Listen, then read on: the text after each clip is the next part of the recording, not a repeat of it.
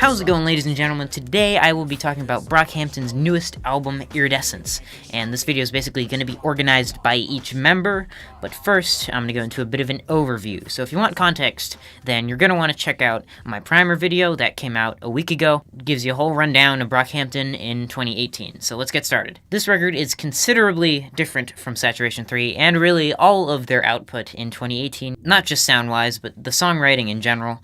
Forgot to mention, in the primer video, somebody tweeted about a techno influence. I can't find the original, but Romil tweeted something else about it. You can see that on screen. One song, Sister Nation from Saturation 3, was real harsh and abrasive. It seems like most of the tracks are very reminiscent of that sound. By far their most consistently intense project. The production is very artificial, Death Grip's influences for sure, and the structure of this LP. There are songs that have everybody, but many prominently feature one or two members. There's also the flow of this record, track to track, which is fantastic. The first and last few really blend well together, creates so much momentum, much like the Saturations, but even more so. The skits are mostly gone outside of one in the middle, that's Loophole. No shade on Roberto, but most of the skits on the Saturations were pretty pointless. This one is at least marginally more meaningful. Now, let's get into the first member, Dom McLennan. He's always been a technically impressive rapper, and he very much shows off his versatility all over this. He actually opens up the record with a much more aggressive verse than usual. He seems to be confronting someone. On the next track, he's pitched up a bunch, much more emotional, talking about depression.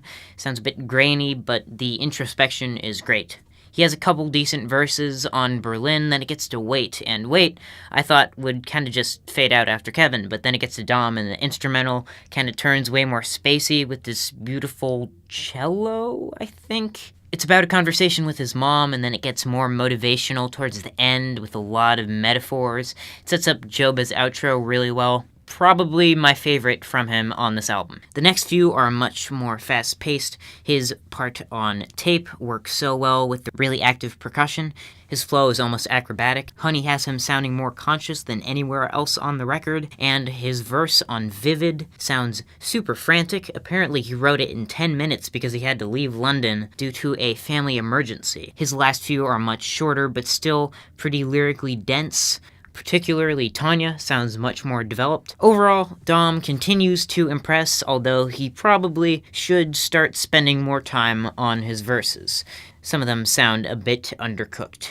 The next member is Kevin Abstract. Now, Kev mostly did hooks on the Saturation trilogy. However, on this one, he only does hooks for New Orleans, Tape, and District. A lot of the songs have a couple lines from him, but his first full verse is on Something About Him. In fact, he's the only one on that song, and it's probably the worst song on the record. The guitar line is real boring, and the whole thing is just super unnecessary. Luckily, he makes up for it on Wait with a very long leading verse. It goes through a lot of flow switch-ups, ending with a memorable story about him coming to terms with his sexuality. His part on the second-to-last track, Tonya, is pretty much the most direct anybody gets about the Amir situation, talking about friends lying and comparing his life to the movie I, Tonya. It feels like he only scratches the surface of the subject. I think it could have been expanded to make something even better. Finally, his verse on Fabric is my favorite. It talks about the group's rise to fame and all the stress that comes with it. He also has a pretty sick sung hook on there. All in all, I just wish Kevin was on more of these tracks. Pretty much every one of his appearances are highlights, except for Something About Him. Next member is Bearface. Bearface on the Saturation trilogy was grossly underutilized. Now he's on 2/3 of Iridescence. He has a pretty small part on New Orleans, which he actually repeats on Thug Life. Thug Life is pretty Bearface-centric. I only wish the sha-na-na-na-nas weren't there because they're pretty annoying. He sings the chorus on Merlyn and San Marcos. Both are great. San Marcos is classic Bearface balladry, and Merlyn is way more aggressive than anything I've heard by him. There's also his incredible bridge after Merlyn on Joba. Definitely the best part is his split verse on Tonya, which sees Bearface at his most lyrically descriptive. I'm so glad he has so much more of a presence. He always came off as one note on the Saturations, mostly because a verse from him was so rare. Significant improvement overall. Next member is Matt Champion. Matt has definitely been improving ever since Saturation 3. His verses on the 3 singles over the summer were amazing. Unfortunately, I think that he has the weakest presence on the album. Many of the tracks, like New Orleans and Merlyn, he sounds just like he did on Saturation 1. But that's not to say he doesn't have amazing parts. Take his verse on Vivid and his falsetto on San Marcos. It's truly shameful that he was left off both Tonya and Fabric. Matt is still one of my favorite members. He has an amazing range of tonality and mood. I just wish he stood out more on this one. The next member is the one, the only, Joba. Now, Joba, Jaundice, whatever you want to call him, back on Saturation 1, he had 1 verse, 1 bridge, and 1 hook. Then on Saturation 2, he started having more frequent verses, including his iconic Sweet appearance. Then by Saturation 3, he had a verse on most songs. He was absolutely my favorite on Saturation 3 due to his sheer range of style, whether it was screaming or singing. On Iridescence, he sings much less, which kind of makes sense. I mean, you already got the 2 singers anyways.